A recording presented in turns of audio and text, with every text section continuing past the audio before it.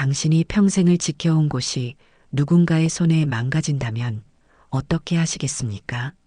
조용한 시골 시장, 그러나 어둠 속에서 시장을 장악하려는 조폭들, 그리고 그들이 건드린 한 사람, 평범한 늙은 농부인 줄 알았겠지만 그들은 몰랐습니다. 그가 UDT 출신, 살아있는 전설이라는 사실을. 지금부터 그들이 맞이할 가장 후회스러운 순간이 시작됩니다. 지금부터 이야기 속으로 빠져들 준비 되셨나요? 영상 시작 전 구독과 좋아요 부탁드립니다. 오른쪽 아래에 구독 버튼 눌러주세요. 새벽빛이 스미는 남원 공설시장은 이미 생명력으로 가득했다. 노점상들의 분주한 손길이 좌판을 정리하고 가게 주인들은 아침 이슬보다 더 이른 시간부터 끓여낸 국을 가스버너 위에 올려놓았다. 그 김이 모락모락 피어오르는 모습이 마치 산속 안개처럼 비릿하고 포근했다. 방금 튀겨낸 도넛의 고소한 향기가 국밥 냄새와 뒤섞여 골목을 타고 흘렀다. 시장 사람들의 말소리는 마치 강물처럼 빠르고 정겨웠다. 남원 특유의 억양이 시장 곳곳을 울리며 아침의 평화를 수놓았다. 흥정하는 소리, 웃음소리, 반가움을 나누는 소리가 어우러져 마치 하나의 노래가 되었다. 소란스럽지만 정겨운 이 시장의 풍경은 매일 같았지만 오늘따라 어딘가 이상한 기운이 감돌고 있었다. 반찬 가게 앞에 허스름한 얼굴의 남자가 서 있었다. 거칠게 팔짱을 끼고 있는 그의 옆에는 덩치 큰 사내 둘이 버티고 서 있었다. 세 명 모두 팔뚝에는 나비 문신이 선명했고 짧게 깎은 머리카락은 아침 햇살에 매끈하게 빛나고 있었다. 김치의 맛을 트집 잡는 그의 목소리가 점점 거칠어졌다. 이복순 할머니의 손이 뚝배기에서 국을 휘젓다 멈췄다. 반백년을 시장에서 김치를 팔아온 손길이었다. 떨리는 입술로 물었지만 남자는 김치 한 조각을 들어 올리더니 흙먼지 묻은 땅바닥에 툭 던져버렸다. 벌겋게 절여진 배추 한 조각이 먼지를 뒤집어 쓴 채 누군가의 발치에 널브러졌다. 시장 상인들의 시선이 하나둘 그곳으로 모였다가 곧 조심스레 다른 곳으로 돌려졌다. 조폭 두목 최성만이 천천히 김치를 집어들었다. 그의 눈빛이 차갑게 가늘어지더니 무심한 손길로 이복순 할머니의 가게 장부를 잡아쭉 찢어버렸다. 종이가 찢어지는 소리가 공기를 갈랐다. 할머니의 놀란 외침이 시장을 울렸다. 50년 동안 꼬박꼬박 기록했던 외상 장부였다. 그 속에는 정 때문에 받지 못한 돈과 정 때문에 썼던 이름들이 빼곡했다. 이제 장사 똑바로 하시고 보호비 내는 거 잊지 말고. 최성만의 입꼬리가 기분 나쁘게 올라갔다. 이 장터에서 그에게 반항하는 사람은 없었다. 그때였다. 낮고 거친 목소리가 시장의 공기를 갈랐다. 이렇게 사는 게 좋냐? 모두가 뒤를 돌아보았다. 강동수가 천천히 걸어오고 있었다. 85의 나이가 느껴지는 구부정한 등. 그러나 그 걸음에는 묘한 무게감이 실려 있었다. 늘 구겨진 모자를 눌러 쓰고 낡은 점퍼 하나를 걸치는 것이 그의 전부였다.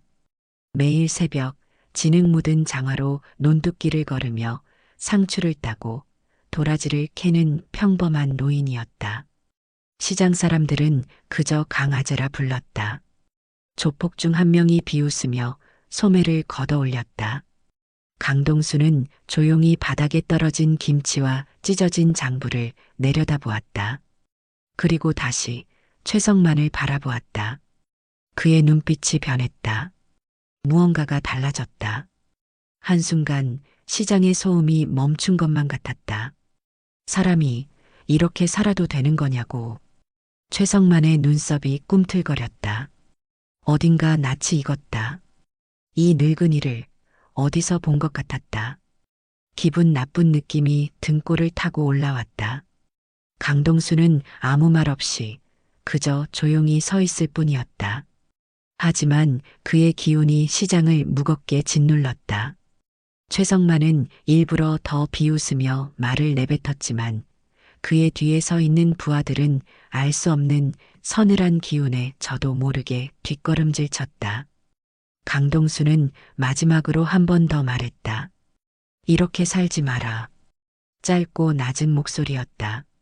최성만은 콧방귀를 뀌며 돌아섰다. 그러나 그의 손이 가늘게 떨리고 있다는 걸 아무도 눈치채지 못했다. 남원의 골목은 세월이 흘러도 변함없이 그 자리를 지키고 있었다.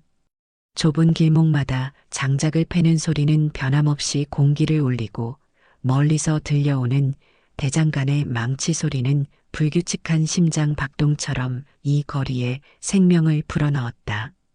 그리고 국밥집마다 하얗게 피어오르는 김은 마치 아침 안개처럼 골목을 덮고 있었다. 25의 강동수는 가마솥을 뒤적이는 아내의 뒷모습을 바라보았다. 새벽부터 일어나 사고를 고아온 아내의 목덜미에 맺힌 땀방울이 보였다. 투명한 그 방울 속에 아침 햇살이 반짝였다. 오늘따라 국물이 진하네. 한선옥은 뚝배기를 내려놓으며 웃었다. 23의 얼굴에 아직 소녀의 모습이 남아 있었지만 그 손놀림엔 어머니의 위엄이 담겨 있었다. 가마솥에서 퍼낸 뜨끈한 국물에 밥을 말고 아라리 선명한 붉은 깍두기를 올려주었다. 그 붉은색이 눈에 생생했다. 이거 한 숟갈 먹고 가. 배 든든해야 하루 종일 뛸 거 아니여. 강동수는 국밥 한 숟갈을 떠먹었다. 뜨겁고 깊고 든든한 맛이 혀끝에서 목구멍까지 따스하게 흘러내렸다. 오래 우린 사골에서 나오는 진한 감칠맛, 칼칼하게 간을 맞춘 고춧가루의 맵싸한 기운이 온몸에 힘을 불어넣었다. 역시 내 마누라 솜씨는 최고여. 한선옥은 손을 털며 툭 내뱉었지만 그 입가에서는 웃음이 번졌다. 그녀의 손은 거칠었다. 뜨거운 물과 칼, 가마솥에 익어가는 그 손이 강동수에게는 세상에서 가장 따스하게 느껴졌다. 젓가락을 내려놓으며 아내를 바라보았다. 곧 UDT 훈련소에 들어가야 했다. 군에서 특수부대에 차출된 이상 몇 년 동안은 집에 돌아오지 못할 수도 있었다. 그 사실을 그는 알고 있었고 아내도 알고 있었다. 하지만 둘 다 말하지 않았다. 말로 꺼내는 순간 그 무게를 감당할 자신이 없었다. 나 무사히 다녀올게. 아내는 손을 멈추고 그를 바라보았다. 그녀의 눈동자가 잠시 흔들렸다. 하지만 이내 단단하게 응시했다. 그려 꼭 살아서 돌아와. 그녀는 무심한 듯 말했지만 손끝이 살짝 떨리고 있었다. 그것이 두려움인지 기도인지 강동수는 알 수 없었다. 그리고 이 국밥집, 우리 꼭 같이 이어가자. 그렇게 약속했었다. 손등에 묻은 반죽을 털어내며 앞치마를 정리하며 그들은 서로에게 약속했다.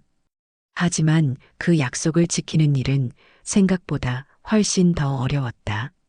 부산의 UDT 훈련소에서 시간은 멈춘 듯했다. 훈련이 시작되면 시간의 개념이 완전히 사라졌다. 구보, PT, 해상 침투, 고공 강화. 죽기 직전까지 몰아붙이는 훈련이 끝없이 이어졌다. 입술이 터지고 손바닥이 찢어졌다. 살갗은 쓸리고 근육은 날마다 비명을 질렀다. 하지만 강동수는 버텼다.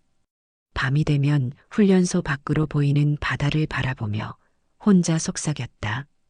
조금만 더 버티자. 곧 돌아가면 아내가 끓여주는 국밥 한 그릇 먹을 수 있을 테니까. 그 생각 하나로 그는 날마다 자신의 한계를 넘어섰다. 하지만 그 약속을 지키는 데는 너무 오랜 시간이 걸렸다. 그가 남원을 떠난 지 몇 년이 지나 베트남 전선의 정글 속에서 그는 또 다른 사람이 되어 있었다. 1971년 베트남의 정글 속. 숨막히는 습기와 알 수 없는 풀냄새가 코를 찔렀다. 모기들이 귓가에서 윙윙거렸지만 강동수는 미동도 없이 엎드려 있었다. 강 병장, 저격수 위치 확인됐습니다. 강동수는 조용히 숨을 골랐다.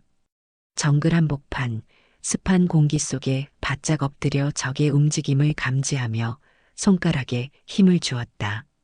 총구는 그의 육체가 된 지 오래였다. 흔들림 없이 표적을 겨누었다. 탕! 저격수는 쓰러졌고 팀원들은 그를 따라 이동했다. 강동수는 속으로 셈을 했다. 오늘로 183번째 교전이었다. 183번째 죽음을 목격한 날이었다. 혹은 그가 183번째 죽음을 만들어낸 날이었다. 사람이 죽어나가는 광경에도 익숙해질 즈음이었다. 그러나 그가 가장 무서웠던 것은 전쟁이 아니라 돌아가지 못할지도 모른다는 공포였다. 내가 여기서 죽으면 아내는 어쩌나? 국밥집은 어떻게 되는 거지? 그런 생각이 날마다 밤의 어둠 속에서 그를 찾아왔다. 그렇게 버티며 살아남았다. 목숨을 건져 돌아간 한국은 그러나 그가 떠나온 모습 그대로가 아니었다. 1974년 다시 밟은 남원의 땅은 낯설었다. 아내가 떠났다고? 강동수는 낡은 국밥집 문 앞에서 망연자실했다. 오래된 친구의 목소리가 멀리서 들리는 것 같았다. 미안하다, 동수야. 내가 돌아오길 기다리다가 선욱이가 너무 병을 키웠어. 손을 덜덜 떨며 문을 열었다. 국밥집은 텅 비어 있었다. 익숙했던 솥뚜껑 소리도 반찬을 담는 손길도 주방에서 들려오던 익숙한 목소리도 없었다. 가마솥은 차갑게 식어 있었고 옛날 아내가 앉아있던 자리는 먼지로 덮여 있었다. 대신 한쪽 벽에 걸려있는 낡은 메뉴판만이 그 자리를 지키고 있었다. 소머리 국밥, 순대국밥, 내장탕. 그리고 그 아래 작게 적힌 글씨가 그의 시선을 붙잡았다. 우리강 아저씨, 살아 돌아오면 꼭 국밥 한 그릇 먹여야지. 손끝이 떨렸다. 국밥집 한쪽, 아내가 늘 쓰던 국자가 남겨져 있었다. 그 국자를 손에 쥐고 강동수는 아무 말 없이 주저앉았다. 그날 그는 처음으로 소리내어 울었다. 정글에서도 총알이 빗발칠 때도 참았던 눈물이 본물처럼 터져나왔다. 현재 남원 공설시장에 다시 선 강동수의 낮고 거친 목소리가 울려 퍼졌다. 이렇게 사는 게 좋냐? 그가 왜 이곳에 남았는지, 왜 조용히 살고 싶었는지, 그리고 왜 지금 이 순간, 이 조폭들을 그냥 지나칠 수 없는지. 그 모든 이유가 가슴속에서 차갑게 차올랐다. 한선옥이 남긴 국자를 쥐고 흘렸던 눈물의 무게가 다시 그의 뺨을 적시는 것 같았다. 최성만이 순간적으로 멈칫했다. 이 늙은이, 뭔가 다르다. 그리고 어렴풋이 기억났다. 어릴 적 누군가 자신을 구해줬던 기억이. 하지만 그것이 바로 강동수였다는 사실은 아직 떠오르지 않았다. 그저 등줄기를 타고 흐르는 한기만이 그에게 경고를 보냈다. 이틀이 지나고 남원 공설시장은 보슬보슬 내리는 봄비에 젖어 있었다. 빗물이 기와 지붕을 타고 흘러내려 처마 끝에서 일정한 간격으로 떨어졌다. 그 소리가 마치 오래된 시계 초침처럼 규칙적으로 시장을 울렸다. 좌판 위에 올려진 채소와 과일에는 빗방울이 송골송골 맺혀 반짝이고 있었다. 시장 천막을 타고 떨어지는 빗소리가 나지막한 북소리처럼 울려 퍼졌다. 아이고, 오늘은 날씨가 영 안 좋네. 이복순 할머니가 반찬 가게 앞에서 비닐을 덮으며 중얼거렸다. 빗방울이 깨끗하게 씻어낸 김치통에서는 고춧가루와 마늘 향이 더욱 진하게 피어올랐다. 그러나 할머니의 손에는 힘이 없었다. 비닐이 잘 펴지지 않자 옆에서 채소를 팔던 상인이 다가와 대신 정리를 해주었다. 복순 어머니, 손목은 좀 어떠셔? 괜찮아, 괜찮아. 한 번 꺾인 거야 금방 낫겠지. 목소리는 애써 밝았지만 손목에는 아직 멍이 선명했다. 푸른빛과 검은빛이 섞인 멍이 손목을 둘러싸고 있었다. 몇 번을 주무르고 찜질해도 저릿한 통증이 사라지지 않았다. 매번 물건을 집을 때마다 찌릿하는 아픔이 손끝까지 전해졌다. 강동수는 조금 떨어진 곳, 처마 밑에서 이 모습을 가만히 지켜보고 있었다. 비에 젖지 않기 위해 낡은 모자를 눌러 쓰고 있었지만 그의 시선만은 선명했다.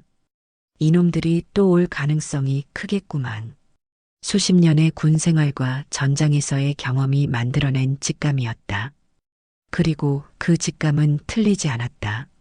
시장 입구에 검은 그림자가 드리웠다. 비로 인해 흐릿해진 공기 속에서도 그들의 존재감은 뚜렷했다. 야, 저기 있다. 세 명의 조폭이 시장 골목으로 들어섰다.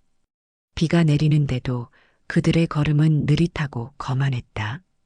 빗방울이 그들의 어깨와 머리카락을 적셨지만 그들은 전혀 개의치 않는 듯했다.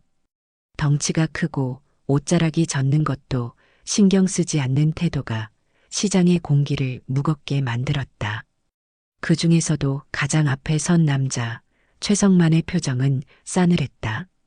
차가운 빗물이 그의 얼굴을 타고 흘러내렸지만 그는 닦지도 않았다. 마치 그 냉기가 자신의 일부인 것처럼. 저번에 그 할배가 뭐라 했지? 옆에 있던 후배 조폭이 피식 웃으며 말했다. 그의 웃음소리가 빗소리 사이로 날카롭게 파고들었다. 이렇게 살지 말라고 했지요. 그래서 내가 바꿔야겠다고 했냐? 아니요. 그냥 대가리를 박아야겠다고 생각했죠. 그 말에 최성만은 조용히 웃었다. 웃음소리는 없었지만 그의 입꼬리가 위험하게 올라갔다. 하지만 속에서는 이상한 감정이 차올랐다. 뭐지, 이 찝찝한 기분은? 비 때문이었을까? 아니면 그날 늙은이와 눈이 마주쳤을 때 느꼈던 묘한 위화감 때문이었을까? 어떤 기억의 조각이 그의 뇌리를 스치는 것 같았지만 완전히 잡히지는 않았다. 어딘가 모르게 불길했다. 반찬 가게 앞으로 다가선 조폭들의 발걸음 소리가 빗소리에 섞여 더욱 무겁게 들렸다. 복순 할머니. 비음 섞인 목소리가 시장 안을 가로질렀다. 이복순은 몸을 움찔했다. 그 목소리에 시장 전체가 순간 얼어붙은 듯했다. 쇠뚜껑을 여닫는 소리, 채소를 씻는 소리, 흥정하는 소리가 일제히 멈췄다. 장사 잘 되죠? 최성만이 반찬 가게 앞에 멈춰서며 장부를 툭 쳤다. 지난번에 찢어버렸던 그 장부였다. 새로 산 장부는 아직 반질반질했다. 펜 자국도 몇 개 없었다. 새 장부 샀겠네. 오늘도 확인 좀 해보자. 그는 장부를 집어들었다. 아직 기록이 몇 개 없었지만 오래된 거래처 몇 곳에 이름이 적혀 있었다. 할머니의 정갈한 글씨체로 써진 이름들이 빗물에 번지기 시작했다. 최성만은 천천히 장부를 넘기더니 뜬금없이 이를 질끈 물고 장부를 손으로 구겨버렸다. 종이가 바스락거리며 찌그러졌다. 이런 건 필요 없잖아. 종이는 비에 젖어 쭈글쭈글해졌다. 이복수는 그걸 되찾으려 손을 뻗었다. 떨리는 손이 공중에서 멈칫했다. 그만 좀 해, 젊은 양반. 어이구, 우리 할머니. 요새 말이 많아졌네. 조폭 중 한 놈이 킬킬거리며 반찬통을 걷어찼다. 소리와 함께 김치가 바닥으로 쏟아졌다. 국물과 배춧잎이 비에 섞여 흘러내렸다.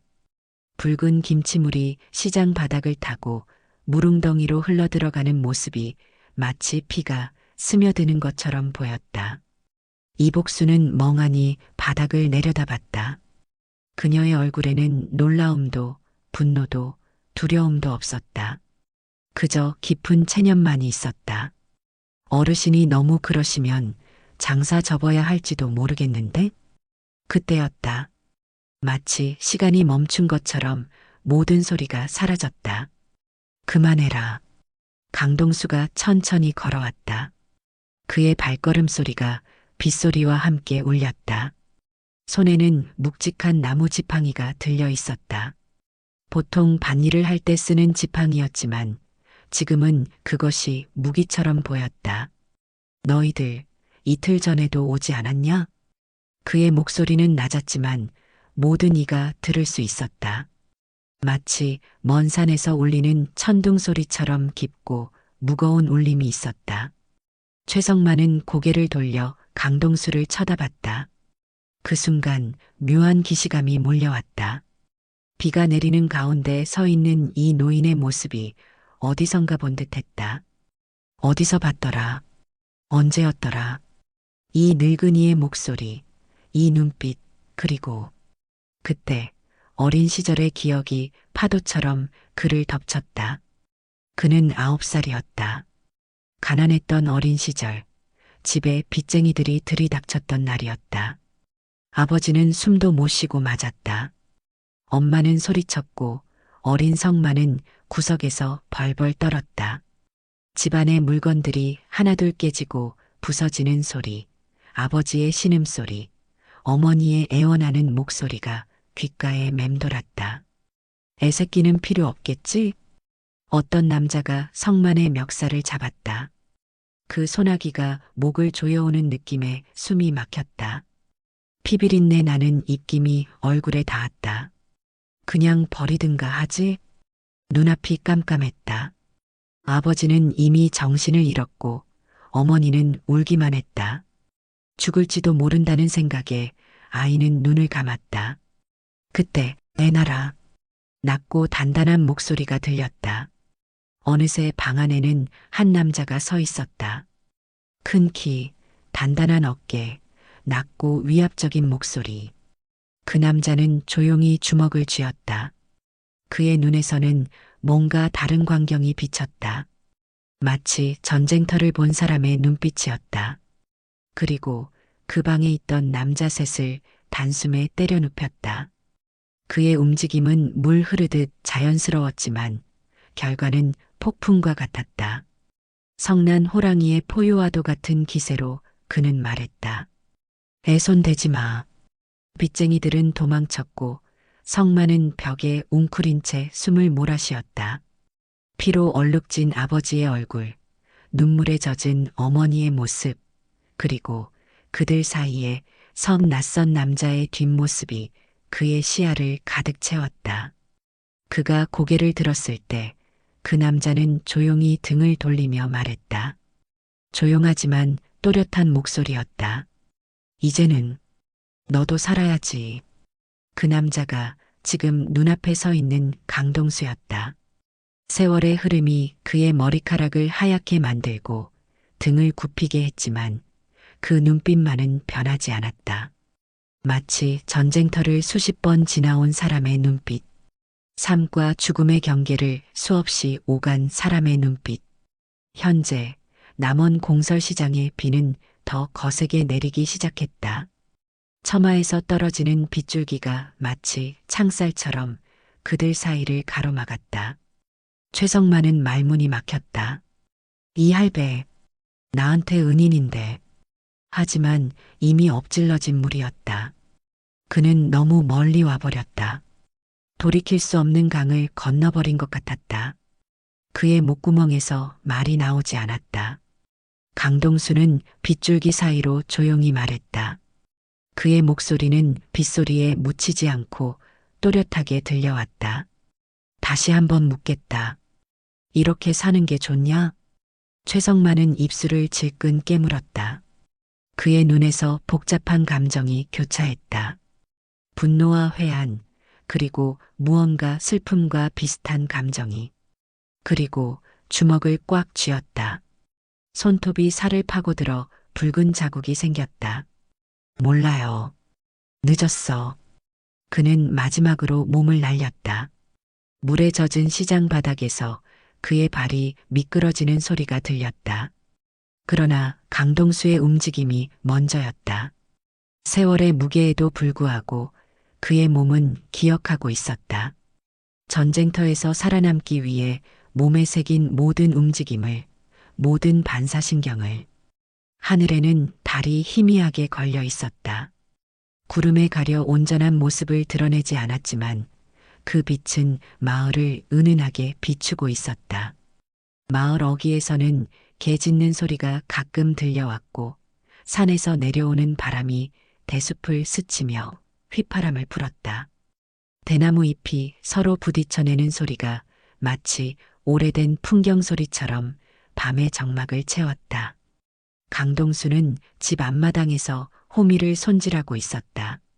낡은 호미의 날을 숫돌에 갈면서 그는 가끔 고개를 들어 먼 산을 바라보았다.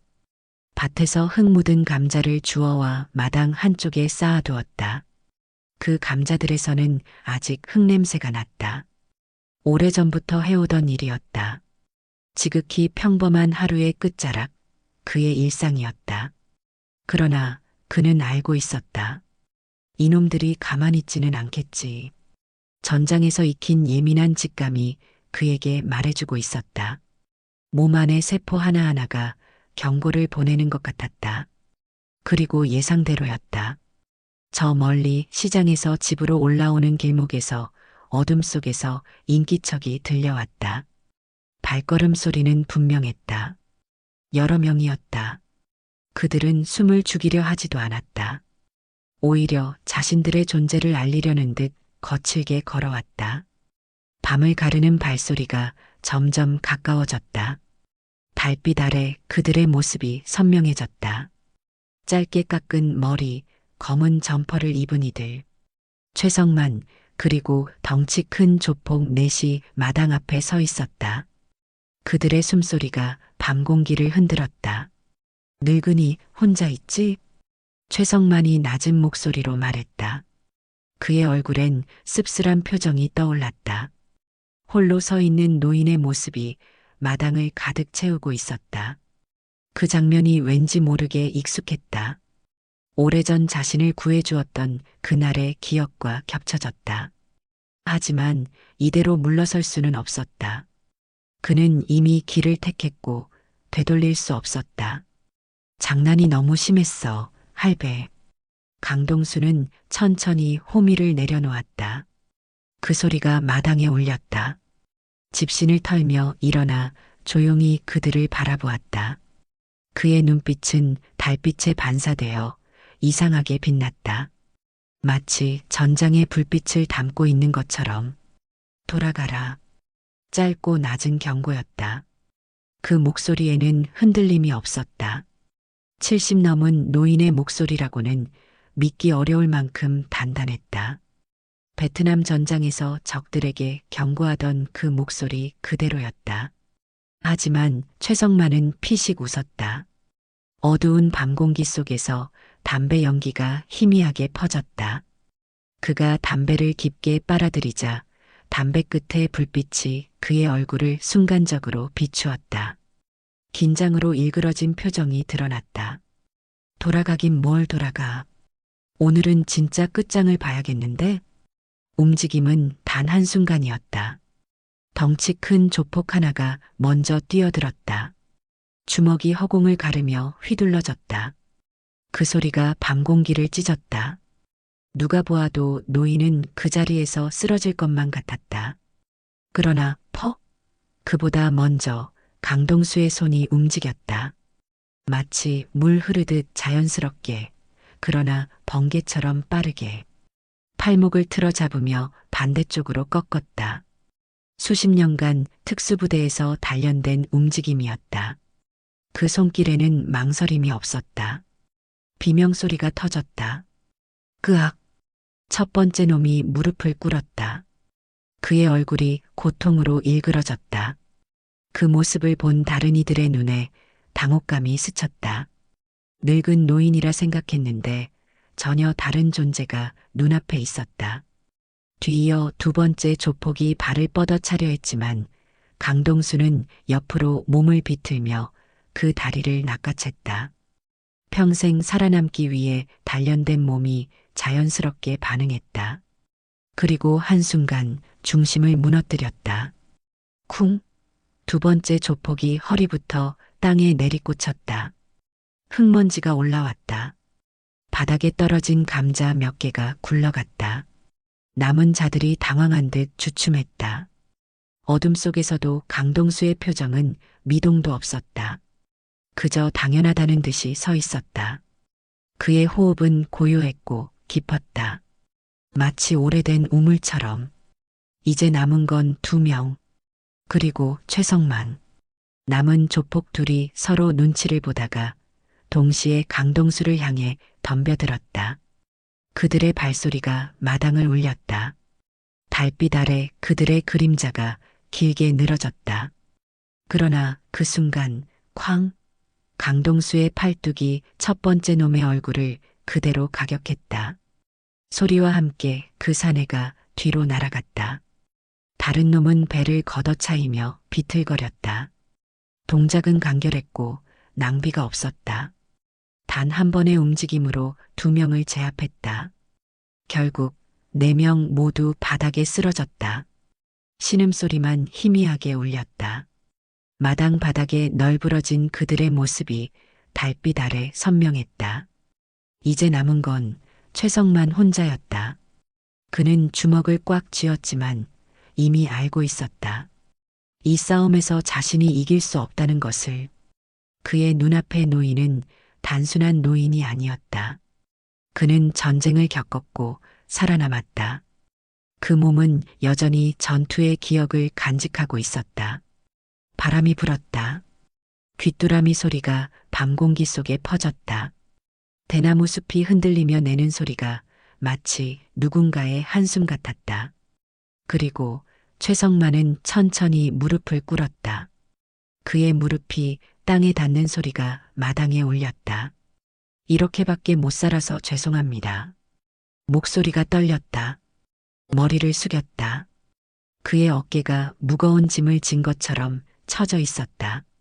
강동수는 아무 말도 하지 않았다. 그저 그 자리에 고요히 서 있었다. 그의 눈에는 오래된 슬픔이 서려 있었다. 빗방울이 한두 방울 떨어졌다. 마당 흙에 어둡게 스며드는 물방울. 곧 더 많은 빗방울이 떨어지기 시작했다. 알고 있었어요. 최성만은 숨을 몰아쉬며 말했다. 그의 목소리가 비에 젖어 더욱 무거워졌다. 그날 아니었으면 나는 그때 진짜 죽었을 겁니다. 그의 머릿속엔 9살의 자신이 떠올랐다. 핏발선 눈으로 자신을 던져두고 도망가던 빚쟁이들. 구석에서 떨고 있던 어린 시절의 자신. 공포로 가득 찬 그 밤. 그리고 그때 강동수가 내밀었던 손. 따뜻하고 단단했던 그 손. 하지만 그는 결국 이렇게 살아버렸다. 자신을 구해준 사람처럼은 살지 못했다. 오히려 자신을 괴롭혔던 그 사람들처럼 되어버렸다. 할배가 아니 강 선생님이 그날 나를 살려줬는데 나는 이 나이가 되도록 뭐 하나 제대로 된 게 없네요. 비가 점점 굵어졌다. 최성만은 그대로 고개를 떨구었다. 빗물이 그의 머리카락을 타고 흘러내렸다. 숙인 머리 위로 떨어지는 빗방울 소리가 마치 누군가의 발걸음처럼 들렸다. 이렇게밖에 못 살아서 죄송합니다. 빗물이 그의 얼굴을 타고 흘렀다. 눈물인지 비인지 구분할 수 없었다. 그저 그의 얼굴이 젖어 있었다. 마치 오래 참았던 무언가가 터져 나오는 것처럼. 강동수는 그를 바라봤다. 그의 눈에는 복잡한 감정이 교차했다. 분노도 연민도 그리고 어쩌면 자신의 모습을 보는 듯한 슬픔도. 그가 걸어온 길이 베트남 전쟁에서 살아남은 후의 삶이 이 순간 모두 떠올랐다. 그리고 아무 말 없이 등을 돌렸다. 비를 맞으며 천천히 집 안으로 향했다. 그의 뒷모습은 여전히 고닫다. 돌아가라. 조용한 목소리가 빗소리에 섞여 흘러갔다. 이제부터는 제대로 살아라. 최성만은 가만히 강동수의 뒷모습을 바라봤다. 등은 여전히 곱고 단단했다. 비를 맞고 서 있는 모습이 마치 오래된 바위 같았다. 세월이 흘러도 그 자리를 지키고 있는 바위. 그는 손으로 얼굴을 한번 훔쳤다. 그리고 천천히 일어섰다. 젖은 바지가 흙에 묻어 무거웠다. 뒤를 돌아보니 쓰러진 부하들은 이미 정신을 차리고 있었다. 그들을 하나둘 부축하며 그는 입을 열었다. 우리 가자. 비 오는 밤 조폭들은 그렇게 사라졌다. 그들의 발자국 소리가 비에 씻겨 멀어져 갔다. 강동수는 처마 밑에 서서 그 모습을 지켜보았다. 빗물이 처마를 타고 흘러내리는 소리만이 밤의 정적을 채웠다. 남원 공설시장은 밤새 내린 비로 촉촉하게 젖어 있었다. 길가에는 바람에 떨어진 은행잎이 여기저기 흩어져 있었다. 노란 은행잎이 빗물에 젖어 더욱 선명한 색을 띠고 있었다. 상인들은 새벽부터 나와 좌판을 정리하고 있었다. 그들의 분주한 손길이 아침 공기 속에서 리듬감 있게 움직였다. 고소한 기름 냄새가 시장 골목을 가득 채웠다. 오래된 가마솥에서 끓어오르는 어묵 국물 위로 하얀 김이 피어올랐다. 그 김이 차가운 아침 공기와 만나 더욱 짙게 피어올랐다. 막 지어진 밥의 구수한 냄새, 시장 구석구석에서 피어나는 삶의 향기가 모여 하나의 교향곡을 이루었다. 이복수는 반찬 가게 앞에서 한숨을 내쉬며 가게 문을 열었다. 낡은 문고리가 손에 익숙한 감촉으로 다가왔다. 쇠 문고리를 돌리자 오래된 경첩이 삐걱거리는 소리가 났다. 아이고, 오늘도 하루 시작이네. 그녀는 잠시 가게 앞을 둘러봤다. 어제까지만 해도 엉망이었던 가게 앞이 깨끗하게 정리되어 있었다. 조폭들이 남기고 간 상처들은 온데간데 없었다. 바닥에 쏟아졌던 김치는 치워졌고 흩어졌던 반찬통들은 제자리에 놓여 있었다. 부서졌던 장부 대신 새 장부 한 권이 가게 책상 위에 놓여 있었다. 누군가 정성스레 정리해둔 흔적이 역력했다. 이복수는 천천히 새 장부를 집어들었다. 손끝에 닿는 표지의 감촉이 새 것이었다. 표지를 넘기자 익숙한 글씨체가 눈에 들어왔다. 누군가 정갈하게 쓴 글씨였다. 이제부터는 걱정 마시오. 짧은 한 줄이었지만 그 무게는 결코 가볍지 않았다. 이복수는 가만히 그 글씨를 쓰다듬었다. 단단하게 눌러 쓴 글씨체가 손끝에 전해졌다. 눈가가 뜨겁게 달아올랐다. 갑자기 목이 메어 숨쉬기가 어려웠다. 74의 나이에 이제야 누군가가 지켜준다는 안도감이 찾아왔다. 시장 입구, 최성만은 골목 어귀에서 시장을 바라보고 있었다. 아침 햇살이 그의 얼굴을 비추었다. 어제와는 다른 표정이었다. 눈빛에 담긴 날이 선 감정이 무뎌진 것 같았다. 언제나처럼 시장 사람들은 바쁘게 움직였고 어느새 이곳엔 평온한 일상이 다시 흐르고 있었다. 마치 어제의 일은 없었던 것처럼 그는 조용히 손을 주머니에 넣었다. 안에는 작은 메모지 한 장이 들어 있었다. 내가 살던 곳이라고 적힌 주소 하나. 오랜 친구가 알려준 먼 도시의 주소였다. 새 삶을 시작할 곳. 이제 이곳에 다시 돌아올 일은 없겠지. 그렇게 남원에서의 마지막 아침을 맞이했다. 몸은 지쳤지만 마음은 이상하게 가벼웠다. 마치 오랫동안 짊어졌던 어떤 무거운 짐을 내려놓은 것처럼. 바람이 불었다. 시장 천막이 펄럭이는 소리가 귓가를 스쳤다. 그는 고개를 들어 시장을 한 번 더 바라봤다. 어린 시절 손을 잡고 다니던 이 시장의 모습이 오버랩되었다.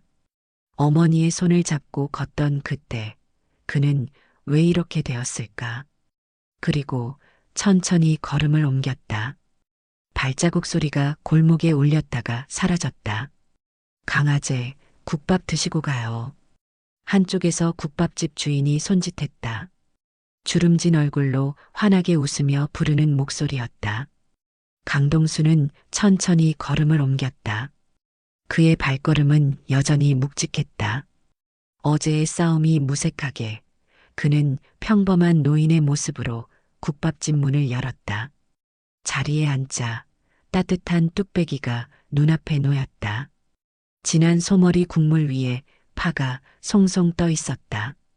붉은 고춧가루가 국물 위에 동그랗게 떠 있고 깍둑썰기한 무가 반투명하게 빛났다. 김이 피어오르며 코끝을 찌르는 익숙한 냄새가 그를 덮쳤다. 그는 천천히 숟가락을 들었다. 오랜 세월의 무게가 실린 손이었다. 그 손으로 국밥 한 숟갈을 떠올렸다.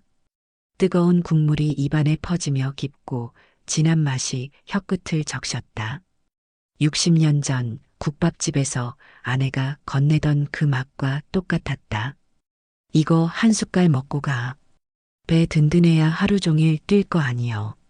그 목소리가 귓가에 들리는 것만 같았다. 마치 어제의 일처럼 선명하게. 아내의 목소리, 웃음소리, 그리고 그녀가 남긴 국자의 감촉이 그의 손에 되살아났다. 강동수는 조용히 국밥을 떠먹으며 아내와 함께했던 시간을 떠올렸다. 처음 만났던 날 함께 차린 국밥집, 그리고 그가 훈련소에 들어가던 날 아내가 건넸던 마지막 국밥 한 그릇. 그 모든 기억이 이 국밥 한 그릇 속에 고스란히 담겨 있는 것 같았다. 국밥을 다 먹고 나자 뜨끈한 뚝배기 바닥이 드러났다. 뚝배기 바닥의 기름기가 햇살에 반짝였다. 강동수는 천천히 수저를 내려놓았다. 밖에는 아침 햇살이 시장 골목을 환하게 비추고 있었다.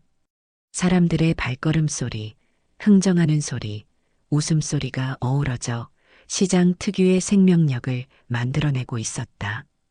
그는 창밖을 바라보며 아무도 듣지 못할 작은 목소리로 중얼거렸다. 여보, 나도 곧 그리 갈게. 바람이 불었다. 국밥집 처마에 달린 풍경이 경쾌한 소리를 냈다. 마치 누군가 그의 어깨를 조용히 쓰다듬어 주는 듯했다. 그 순간 강동수의 얼굴에 잠시 미소가 번졌다. 주름진 얼굴에 피어난 그 미소는 마치 젊은 날의 그를 보는 것 같았다. 국밥집을 나서는 그의 뒷모습은 여전히 흔들림이 없었다. 베트남 전쟁을 겪고 아내를 잃고 그리고 이제 남원의 평화를 지켜낸 노병의 뒷모습, 그 모습은 이제 시장 사람들의 기억 속에 오래도록 남을 것이다. 햇살이 그의 뒷모습을 비추며 그림자를 길게 느렸다. 그 그림자는 마치 그가 걸어온 길처럼 깊고 단단했다.